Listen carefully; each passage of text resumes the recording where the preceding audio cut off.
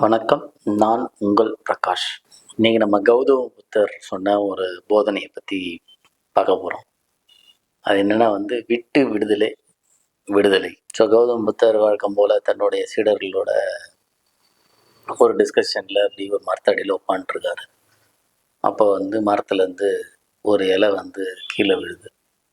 கீழே விழும்போது அது உடஞ்சி போகுதுன்னா அது ஒரு காஞ்ச இலை. ஸோ மேலேருந்து கீழே விழும்போது உடஞ்சி போகுது. அந்த இலையை எடுத்து புத்தர் சீடர்கள்கிட்ட கேட்குறார், இந்த இலை எப்படி உடஞ்சது அப்படின்னு கேட்குறாரு. இந்த இலை இது என்ன ஒரு கேள்வி, மேலேருந்து கீழே விழுந்தால் எந்த பொருளாக இருந்தாலும் உடைய தான் செய்யும் அப்படின்னு சொல்கிறாங்க. அதுக்கு புத்தர் என்ன சொல்கிறாருன்னா, கரெக்டு தான், ஆனால் இந்த இலையை மரம் விட்டுருச்சு, அதனால தான் அது உடஞ்சி போச்சு அப்படின்னு சொல்கிறார். ஸோ இதிலிருந்து என்ன தெரிஞ்சுக்கிறோம் அப்படின்றது தான் இதோடைய சாராம்சமே இருக்குது. புத்தர் தொடர்ந்து சொல்கிறார், இங்கே எல்லாம் இறுக்கி பிடிச்சிக்கிட்டா அது பேர் அன்பு, விடாமல் பிடிச்சிட்டு இருந்தால் அது பேர் அர்ப்பணிப்பு, இப்படிலாம் சொல்கிறோம். மக்கள் இப்படி தான் சொல்லிகிட்டு இருக்காங்க. அப்படின்னு விட்டு விடுறதுன்னா அதை எப்படின்னா, இப்போ நமக்கு ஒரு உறவுகள்லாம் இருக்குன்னா அதுக்கெல்லாம் பெயின் கொடுக்குற உறவுகளாக தான் இருக்கும்.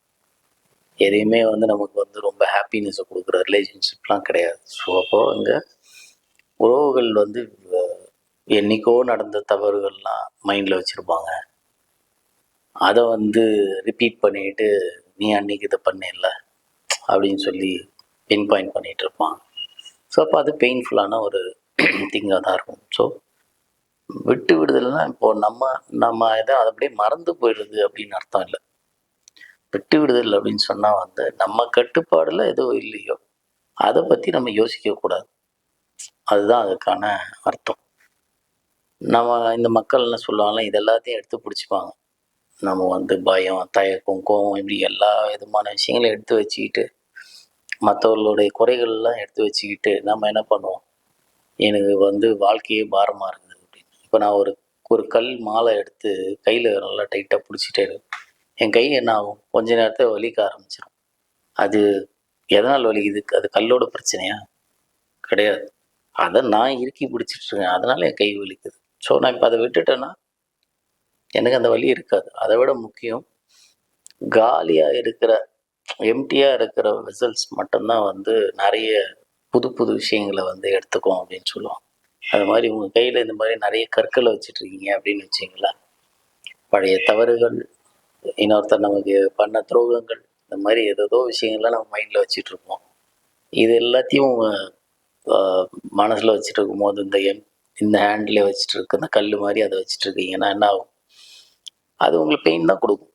உங்களோட மனசு ஒரு சீரான நிலையில இருக்காது. ஸோ இப்போ இந்த கல்லை தூக்கி எறிஞ்சு பாருங்கள்.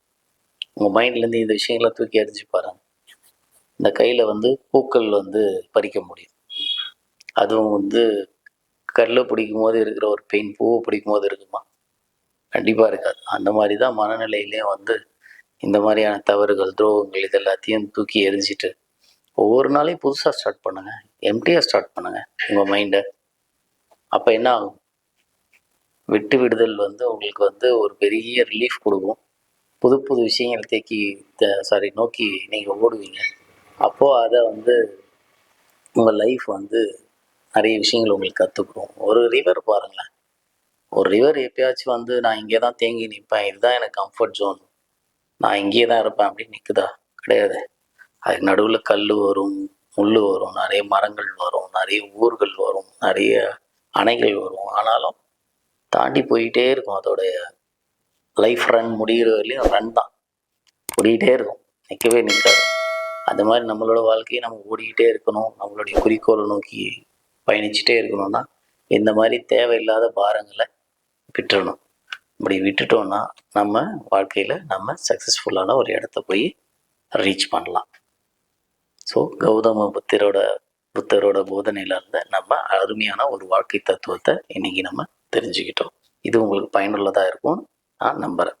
நன்றி, வணக்கம்.